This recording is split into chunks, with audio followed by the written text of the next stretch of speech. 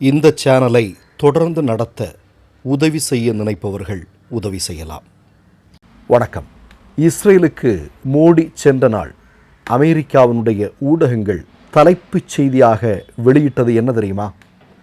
அவர்கள் எல்லோரும் இப்படி எழுதியிருந்தார்கள்: Modi is the worst politician in the 21st century by which he is fooling the general people of India.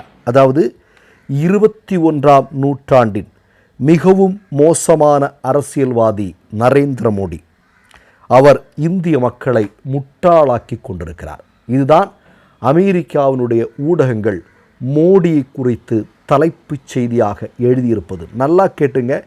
21ஆம் நூற்றாண்டிலேயே மிக மிக மிக மோசமான அரசியல்வாதி, தன்னுடைய சொந்த மக்களையே முட்டாளாக்கி கொண்டிருக்கக்கூடிய நபராக மோடி இருக்கிறார் என்று உலக ஊடகங்கள் போட்டி போட்டு எழுதி கொண்டிருக்கின்றன.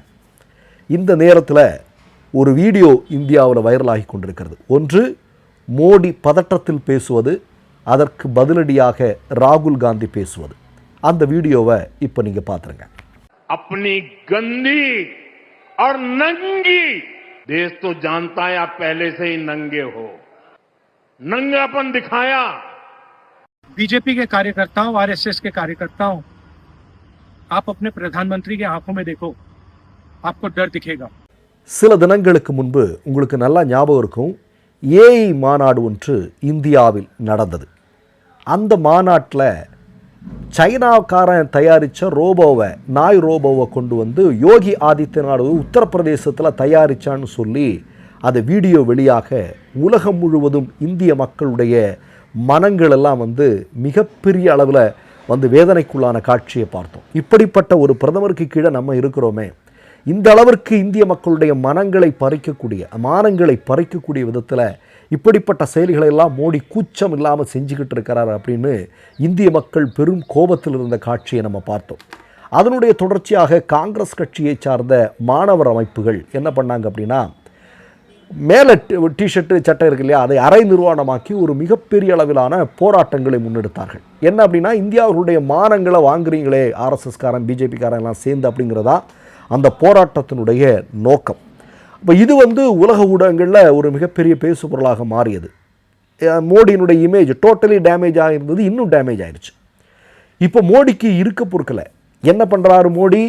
உடனடியாக ஒரு பொதுக்கூட்டத்தில் பேசுகிறாரு. என்ன பேசுகிறாரு? அதாவது, முன்பே நிர்வாணமாக இருக்கக்கூடிய காங்கிரஸ் இப்போது சட்டையை கட்ட வேண்டிய தேவை என்ன, நீங்கள் ஆல்ரெடி நிர்வாணமாகத்தானே இருக்கிறீங்க அப்படின்னு குதிக்கிறார். இப்போ இதற்கு பதிலடியாகத்தான் ராகுல் காந்தி பதில் சொல்கிறார். என்ன சொல்கிறார் அப்படின்னா, மோடியினுடைய கண்களில் பதட்டம் தெரிகிறது, பயம் தெரிகிறது, நீங்கள் அவரை உற்று பாருங்கள்.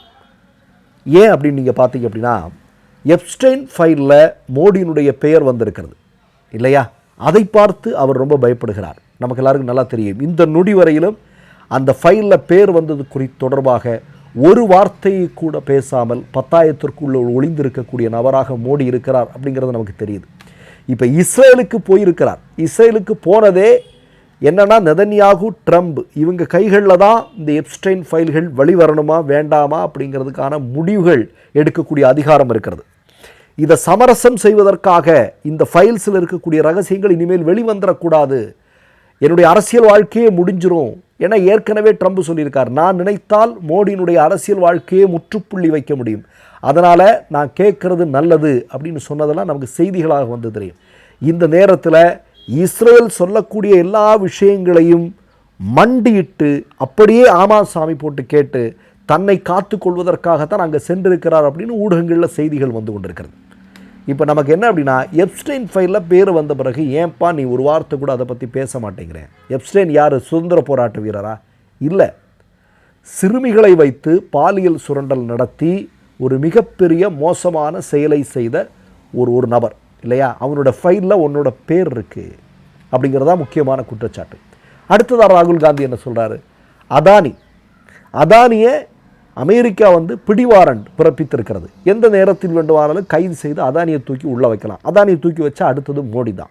ஏன்னா அந்த கரங்கள் மோடி கிட்ட தான் போய் நிற்கும் அப்படிங்கிறது ராகுல் காந்தியினுடைய குற்றச்சாட்டு. இப்போ இது தொடர்பாக நீ பதில் சொல்கிறியா? அதற்கும் பதில் இல்லை. சரி, வர்த்தக ஒப்பந்தம் இல்லையா, முழுக்க முழுக்க அமெரிக்காவிடம் சரணடைந்திருக்கக்கூடிய மோடி இந்திய விவசாயிகளுடைய நிலைமையை நீ என்ன நடக்க போகுது அப்படின்னு தெரியல.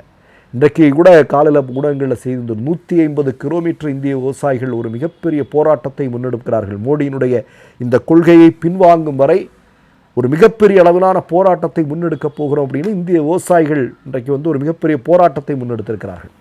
அப்போ இப்படிப்பட்ட நேரத்தில் முழுமையாக இந்தியாவை ட்ரம்பினுடைய காலடியில் சரணடைய செய்திருக்கிறார் மோடி அப்படிங்கிறது ஒரு மிக முக்கியமான குற்றச்சாட்டு. டிஷர்ட்டை பார்த்து பயப்படுகிறாரு, ராகுல் காந்தியினுடைய பாரத் ஜோடோவை பார்த்து பயப்படுகிறார், பாராளுமன்றத்தை பார்த்து பயப்படுகிறார், பத்திரிகையாளர்களை பார்த்து பயப்படுகிறார். உலக வரலாற்றில் இவ்வளவு கோழையான ஒரு பிரதமரை உலகம் சந்தித்திருப்பதற்கு வாய்ப்பில்லை அப்படிங்கிறதா ராகுல் காந்தியினுடைய பேச்சினுடைய சாராம்சம். ஆனால் அவர் சொல்கிறாரு, காங்கிரஸ் கட்சியை சார்ந்த மாணவர் அமைப்பு இப்படி ஒரு போராட்டம் நடத்தினதும் காங்கிரஸே முழு நிர்வாணமாக இருக்குது அப்படின்னு சொல்லிட்டு பதட்டத்தோடு பேசுகிறார். அப்படிங்கிறத பார்க்கும்போது யாருக்கு உண்மையில் பயம் இருக்கிறது என்பதை நீங்கள் புரிந்து கொள்ள முடியும் அப்படின்னு ராகுல் காந்தி தெளிவாக சொல்கிறார்.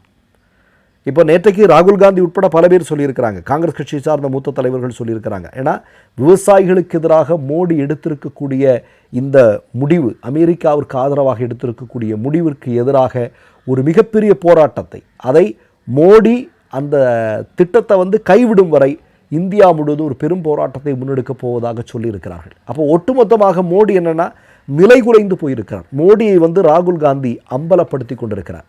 அதனால தான் ராகுலை பார்த்து பயப்பட்டு இன்றைக்கி என்ன பண்ணுறாங்கன்னா ராகுலை முடக்குவதற்கு பல்வேறு திட்டங்களை செய்து கொண்டிருக்கிறார்கள். சமீபத்தில் கூட நம்ம ஒரு வீடியோ ஒன்று போட்டிருக்கிறோம். ஆர்எஸ்எஸ்னுடைய கரண் சேனா அமைப்பை சார்ந்த ஒருத்தன் சொல்கிறான், ராகுல் காந்தியை பாராளுமன்றத்திற்குள்ளே வைத்து சுட்டுக் கொல்லணும் அப்படின்னு ஒருத்தன் சொல்கிறான். சர்வசாதாரணமாக சொல்கிறான். இந்தியாவினுடைய ஒரு மிகப்பெரிய எதிர்க்கட்சி தலைவராக இருக்கக்கூடிய நபரை, வருங்கால பிரதமராகக்கூடிய நபரை பாராளுமன்றத்திற்குள்ளே போய் சுட்டுக் கொல்லணும்னு சர்வசாதாரணமாக ஒரு பிஜேபிக்காரன் சொல்கிறான், ஒரு ஆர்எஸ்எஸ்காரன் சொல்கிறான். அவன் மீது இந்த நொடி வரையிலும் ஏதாவது நடவடிக்கை எடுக்கப்பட்டிருக்கிறதுனா இல்லை. அப்போ இப்படிப்பட்ட விஷயங்கள் எல்லாம் ஏன் ராகுல் காந்திக்கு மேலே இவ்வளோ பதட்டத்தோடையும் பயத்தோடையும் இவங்க இருக்கிறாங்க அப்படின்னா, ராகுல் காந்தி ஆர்எஸ்எஸ் மோடியினுடைய முகத்திரையை தொடர்ந்து அச்சமின்றி அம்பலப்படுத்தி கொண்டிருக்கிறார் மக்கள் முன்னால். அதனால தான் இவங்களுக்கு இவ்வளோ பெரிய பயம். இந்த ஒரே ஒரு விஷயத்தை மட்டும் நான் உங்களுக்கு சொல்லிடுறேன். இஸ்ரேலில் மோடி போயிருக்கிறார். அங்கே போயிட்டுன்னு அந்த மேடையில் சொல்கிறாரு, பயங்கரவாதத்தை நாங்கள் ஒழிப்போம் அப்படின்னு சொல்கிறார். எங்கே? இஸ்ரேலுடைய மேடையில். இஸ்ரேல் செய்து கொண்டிருப்பது என்ன? அமெரிக்கா செய்து கொண்டிருப்பது என்ன? இந்த 2 நாடுகளும் செய்து கொண்டிருப்பது என்ன? நாம் அதனால தான் கடந்த காலங்களில் எந்த காலகட்டங்களிலும் இந்தியா இஸ்ரேலோடு நட்புறவு கொண்டது கிடையாது, இல்லையா? எப்போதுமே நாம் யாருடைய ஆதரவாளர்களாக இருந்திருக்கிறோம்? பாதிக்கப்பட்டவர்களுடைய ஆதரவாளர்களாக நாம் இருந்திருக்கிறோம், இல்லையா? இப்போ மிக மோசமான அதிகாரங்களை கையில் எடுக்கக்கூடிய நாடுகளை கண்டித்திருக்கிறோம், அவர்களை விட்டு விலகி நின்றிருக்கிறோம். ஆனால் மோடி வந்ததற்கு பிறகு தன்னை காப்பாற்றிக் கொள்வதற்காக, தன்னுடைய அரியணையை காப்பாற்றிக் கொள்வதற்காக இந்தியா இந்த நாள் வரையிலும் கடைபிடித்து இந்த மிகப்பெரிய பாரம்பரிய கொள்கைகள் எல்லாம் காற்றில் வீசிக்கொண்டு இன்றைக்கு அவருக்கு தகுந்தபடி என்ன வேணாலும் பேசிகிட்டு இருக்கிறாங்கிற மாதிரி பேசிகிட்டு இருக்காரு. அது இந்தியாவுடைய மானத்தை உலக அரங்கில் மிகப்பெரிய நிலைகுலைய செய்திருக்கிறது என்பதுதான் ராகுல் காந்தி சொல்கிற மாதிரி அது ரொம்ப ரொம்ப முக்கியமான விஷயம். அதுதான் இன்றைக்கி பேசு பொருளாக மாறி இருக்கிறது. மற்றொரு நிகழ்வில் சந்திப்போம். நன்றி, வணக்கம். 3 யூடியூப் சேனல்கள் வியாபாரத்திற்கு இருக்கிறது. தேவைப்படுபவர்கள் இந்த எண்ணுக்கு தொடர்பு கொள்ளுங்கள். மை நேம் இஸ் ரெட் சேனலை சப்ஸ்கிரைப் பண்ணிக்கோங்க. அதுக்கப்புறமா பக்கத்தில் இருக்கிற ஜாயின் பட்டனை கிளிக் பண்ணீங்கன்னா ஒரு நியூ பேஜ் ஒன்று ஓப்பன் ஆகும். அதுலயும் ஜாயின் பட்டனே கிளிக் பண்ணிக்கோங்க. அதுல பாத்தீங்கன்னா credit R debit card options இருக்கு. இதுல உங்களுக்கு விசா, மாஸ்டர் கார்டு, ரிப்பே அப்படின்னு 3 ஆப்ஷன்ஸ் கொடுத்துருக்காங்க. அதுல நீங்க எந்த கார்டு சூஸ் பண்றீங்களோ அந்த கார்டோட நம்பர் என்டர் பண்ணிக்கோங்க. அப்புறமா கார்டோட வேலிடிட்டி மந்த் அண்ட் இயரை டைப் பண்ணிக்கோங்க. அடுத்தபடியா உங்க கார்டோட பின்னால சிவிசி கோடுன்னு சொல்லிட்டு 3 நம்பர்ஸ் கொடுத்துருப்பாங்க. அந்த நம்பர் இதுல என்டர் பண்ணிக்கோங்க. அப்புறமா அட்ரஸ் அண்ட் இன்ஃபர்மேஷன் என்டர் பண்ணிட்டு பைங்கிற பட்டனை கிளிக் பண்ணிக்கோங்க. ஒருவேளை உங்க கார்டு நம்பர் இன்வாலிட்னு காமிச்சிச்சுன்னா உங்க கார்டுல இன்டர்நேஷனல் யூசேஜை எனேபிள் பண்ணுங்க.